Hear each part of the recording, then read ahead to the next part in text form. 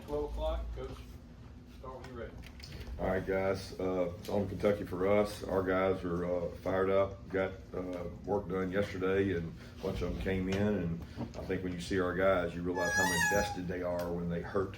It's good when guys hurt because you hurt relative to how invested you are in something. So I know our guys will have good energy today for a really, it's always the most physical game when we play these guys. I think because of philosophically they believe in running the ball, we believe in running the ball. Those two things hit head to head when we play them. We've had head to head battles many times with these guys, and Coach Stoops' teams are always physical, so we know it'll be physical, and it'll also be a very different time start for our group and really for them too, because we both played late games last week. So looking forward to getting ready for these guys. Yeah, Kirby, going back to Saturday, the fourth down play with Cash, was there any discussion on the headset about measuring asking for a review for the play before it looked like Gunner got close to the line of the game? Yeah, the only decision on that is they buzz down. They control that, and every team in the conference so far that's had tempo plays, they've had plays buzz down when they want to review it. You know, they look at it fast and quick. It happened in a South Carolina game. It happened in our game that night. It happened earlier where they buzzed down. We were trying to go tempo and would have scored, but there's no thought of trying to wait on somebody to do that. Not when we feel like that's the most important play that we have in terms of execution. Yeah, Talon and Ellis had some tough plays on Saturday night in their first real big home games. For young players as a coach, how do you go about, not letting them think that those mistakes are the end of the world and getting them to keep growing and keep getting better, even in a big game like that? Yeah, you show confidence in them. You love on them. You discipline them. You grow them. You try to get them better. Both those guys are talented players. Ellis had some really good plays in the game as well. So Talon's deal was tough, but Talon will grow from it. He's a tough, competitive kid. He practices his butt off. People don't give him enough credit for. He's changed our punt team in terms of he's replaced an Arian and a Dom as a gunner and been really elite. And he's every time we've called his number, he's answered it. He's going to continue to do that. I mean, the guy's a worker. I told him that look, we're going to come back at you and continue to use you and just keep getting better. That's all you can do. Keep getting better.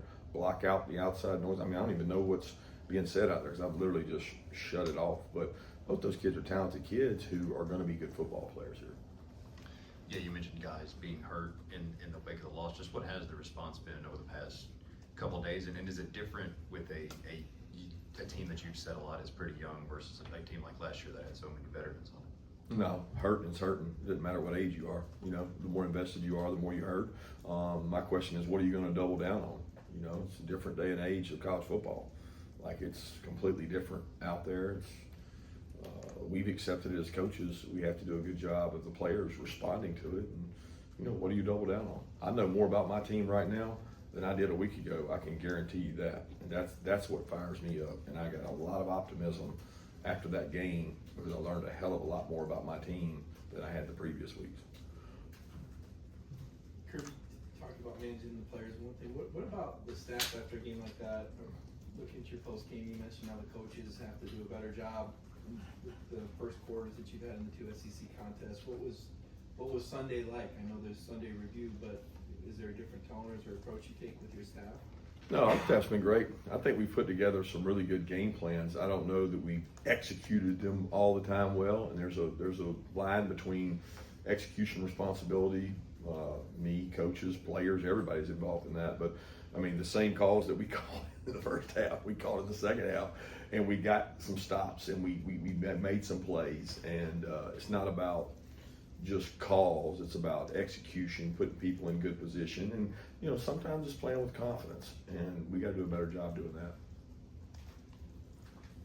Kirby, with DeMello Jones, how did he, how do you evaluate how he did when you watched film, and with Daniel Harris, what's going to take for him to get back in the rotation, do you think?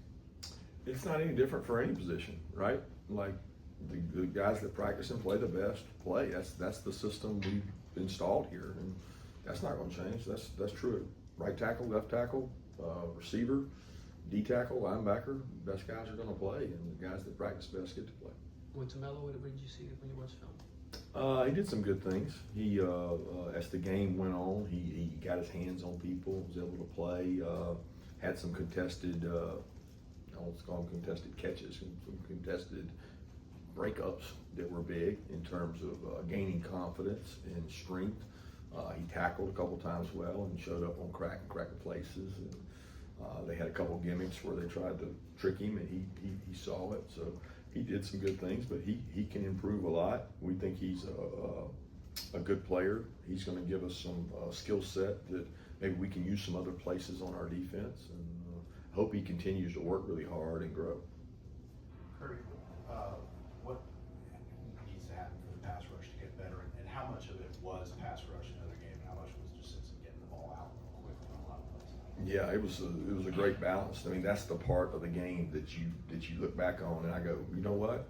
We executed at a high level. Like, we did not have a lack of execution on third down. We had one where we checked and they checked and we checked and they checked and we didn't quite get lined up right. But it was a front issue, not a coverage issue.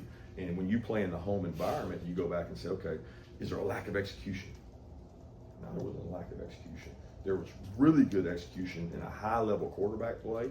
Give him a lot of credit, shake his hand, say he did a great job. The ball came out before some of our rush got there. One time we didn't have our rush lanes right. The quarterback took off the first third out of the game. You know, it's like, you can't let them do that. You got to execute better in those situations. But some of it was really good quarterback play, really good timing, and give them credit, shake their hand, and go get better for the next one.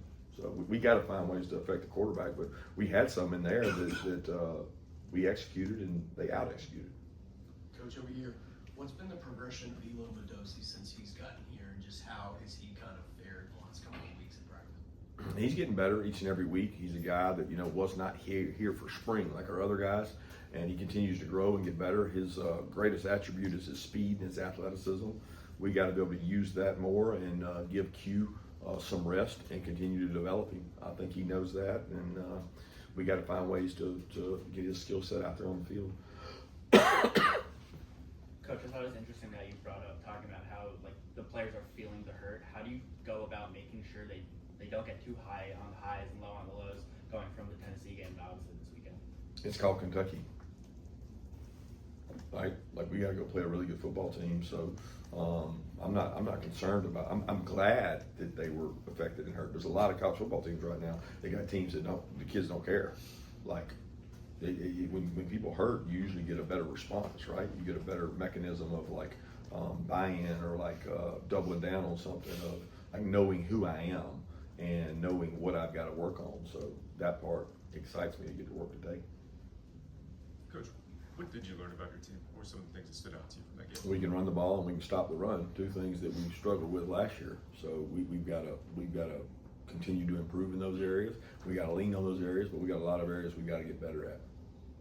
Kirby, a few self-inflicted wounds last week for Kentucky in the South Carolina game where they ran the ball effectively when they held on to it. What have you seen out of Seth McGowan in terms of his ability to move chains? Physical. Their backs are physical. I mean, every time we play them, their offensive line, they have a defensive head coach, Coach Stoops, that believes in running the ball, and they have really good run schemes, and they have really big physical guys, and their backs match their O-line in terms of size, both backs. Coach, obviously the running back room seems to have a different star every week. Obviously Nate had his fumble, and then you get back out there and get to carry the ball. And what's kind of the expectation for him this week, and just what's the dynamic between him and Chauncey? Obviously those guys came in together. So. Yeah, they love each other, man. Nate was the fact that Nate was cheering and happy for Chauncey shows what kind of culture we built here. He was pumped for him, and he was crushed for himself. He's upset and knows that he's got things he's got to work on. He's got to continue to improve at. Nate's not afraid of hard work. He's not afraid to go out there and get to work and improve, and he'll continue to do that. Look, you don't get through this gauntlet of SEC games without having multiple backs and having guys ready, and I feel good about that room. Yeah, back in the spring, you talked about the importance of having continuity and consistency in your coaching staff in terms of all 10 on-field assistants coming back. And I'm wondering how important was that? How much of a factor was that, knowing that you were going to have a young team this year and leaning on those guys who had been in this coaching staff before to sort of help shepherd this team through? I don't know. I mean, I'm glad that we got all the guys. I'm glad we have the continuity we have. I think it helps the offensive players and defensive players that returned, or maybe the ones that were here last year that didn't play, like a Q, guys that are playing a lot of reps that I call sophomores. I think that continuity really helps them. I think it helps new guys that transfer in terms of having a relationship with somebody, but we also made some really good additions. We've gotten great ideas and energy from guys that have been brought in, whether it's from the NFL ranks or college ranks, with Brumbaugh and some other guys. So I feel great about our staff. Yeah, Coach, I want to ask about Noah Thomas, just the progress you've seen him make and what you're seeing out of him in practice. Noah's been great, man. Noah's another guy that is a culture winner for us. I mean, he competes so hard. He starts on special teams. He rolls in and plays sometimes with Colby, but at the same position as Colby. And he hasn't gotten some of the breaks that Colby has in terms of when he's in the game, but he has a lot of the same similarities. We've had 2 or 3 shots that early in the year he would have hit. He was wide open, but we had protection breakdowns. It just hadn't happened, and he hasn't pressed because of it. All he does is, what do we need to do to get better, Coach? Tell me what we need to do to get better. What do I need to do to get better? And he continues to grow and buy into that. And when you have that kind of culture, it helps you win. Coach, Kyron Jones is quietly putting up big numbers, second leading tackler 2 weeks in a row. What are you seeing out of him on the film after the games? Some good and some bad. Physicality has been good. That's why he's playing. He's thick. He thumps when he hits. Like he has knockback tackles, and he plays physical, which is really important in that position, because you're going to get caught in positions where you got to run and cover, and you're going to get caught where you got to go tackle jam or a big back like Seth, and you're like, ooh. But he's been able to do those. I need him to play with some more consistency in terms of eye control, and he knows that. He knows. I mean, that's right now why he's playing that other safety spot, is he's played more physical and tackled well, and we need to keep growing him. I mean, we need to keep getting him better. Yeah, the other night you mentioned there were some guys that were pretty vocal in the locker room at halftime. Just how much does a loss kind of further develop the leadership of a young team like this, and what do you anticipate seeing from those guys, the guys that are stepping up as leaders on the practice field this week? Well, just be themselves. I don't see it any different than any week. I mean, our leaders lead, and our team follows the leadership of this team, and it's been great so far. I don't expect it to change. Kirby, I want to ask you about Zach Branch. He had obviously a really big run from under your goalpost, got you 10 yards out of position, made a third down catch, and major traffic. How much differently are teams playing him, and what is like you said, you drew a line between execution and play call. How do you draw a line between taking what the defense gives you and making sure that you keep getting Branch the ball even with extra attention? It's important he touches the ball. I don't really know how to answer that question, because I don't really fully understand the question. Our defense is changing how they play us. I think it's hard because he's all over the place. He's outside one time, he's inside one time, he's in motion one time, he gets handed the ball one time, he gets a screen one time. I mean, there's a lot of different ways to move him around, and I think our offensive staff has done a tremendous job of trying to find ways to get him touches. It's important to keep his durability up. He's a punt returner, he's a kickoff returner, and he's a touch guy. And so we got to be smart about how we get him the ball, when we get him the ball, and he's got to take advantage of those. There's probably some missed ops for him too in the game that he has, that he's got to make. He's got to capitalize on every opportunity he gets, because he is an explosive player. Haven't had the time to go back and watch the film. How did you evaluate what you saw from Bo, from Juan, from Dontrell, just those young guys on Saturday? Growing up. They all three have not played much. They're all three improving. They're very different. I mean, in terms of Juan and Bo, you couldn't get 2 more different guys.